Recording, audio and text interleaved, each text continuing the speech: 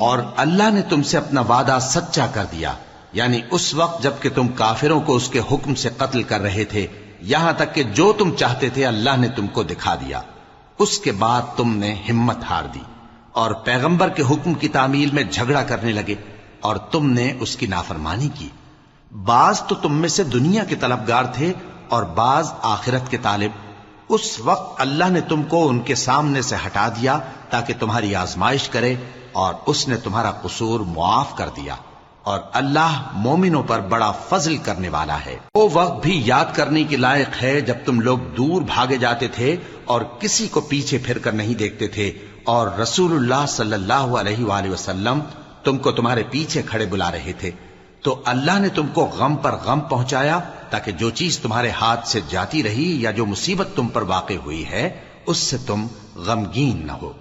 اور اللہ تمہارے سب اعمال سے خبردار ہے۔ پھر اللہ نے اس پریشانی کے بعد تم پر تسلی نازل فرمائی، یعنی نیند، کہ تم میں سے ایک جماعت پر طاری ہو گئی، اور کچھ لوگ جن کو جان کے لالے پڑ رہے تھے اللہ کے بارے میں ناحق ایام کفر کے سے گمان کرتے تھے اور کہتے تھے بھلا ہمارے اختیار کی کچھ بات ہے؟ تم کہہ دو کہ بے شک سب باتیں اللہ ہی کے اختیار میں ہیں۔ یہ لوگ بہت سی باتیں دلوں میں مخفی رکھتے ہیں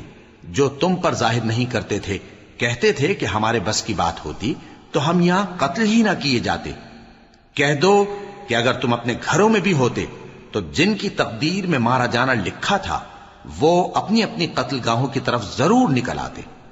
اس سے غرض یہ تھی کہ اللہ تمہارے سینوں کی باتوں کو آزمائے اور جو کچھ تمہارے دلوں میں ہے اس کو صاف کر دے، اور اللہ دلوں کی باتوں سے خوب واقف ہے۔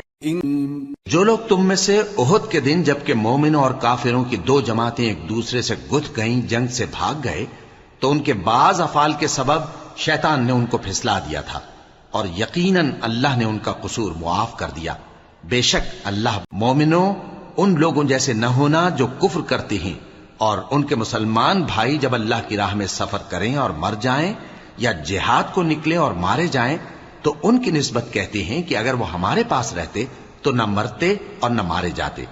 یہ اس لیے کہ اللہ ان لوگوں کے دلوں میں افسوس پیدا کر دے۔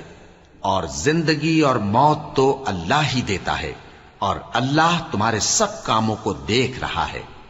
اور اگر تم اللہ کے راستے میں مارے جاؤ یا مر جاؤ تو جو مال و متاع لوگ جمع کرتے ہیں اس سے اللہ کی بخشش اور رحمت کہیں بہتر ہے، اور اگر تم مر جاؤ یا مارے جاؤ تو اللہ کے حضور میں ضرور اکٹھے کیے جاؤ گے۔ پھر اے نبی، اللہ کی مہربانی سے تم ان لوگوں کے لیے نرم مزاج واقع ہوئے ہو، اور اگر تم بدخو اور سخت دل ہوتے تو یہ تمہارے پاس سے بھاگ کھڑے ہوتے، سو ان کو معاف کر دو اور ان کے لیے اللہ سے مغفرت مانگو، اور اپنے کاموں میں ان سے مشورت لیا کرو،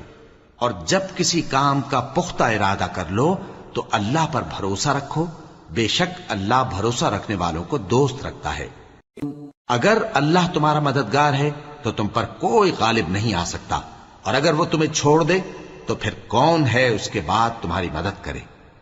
اور مومنوں کو تو چاہیے کہ اللہ ہی پر بھروسہ رکھیں، اور کبھی نہیں ہو سکتا کہ کوئی پیغمبر خیانت کرے، اور خیانت کرنے والوں کو قیامت کے دن خیانت کی ہوئی چیز اللہ کے روبرو لا حاضر کرنی ہوگی، پھر ہر شخص کو اس کے اعمال کا پورا پورا بدلہ دیا جائے گا، اور ان کے ساتھ بے انصافی نہیں کی جائے گی۔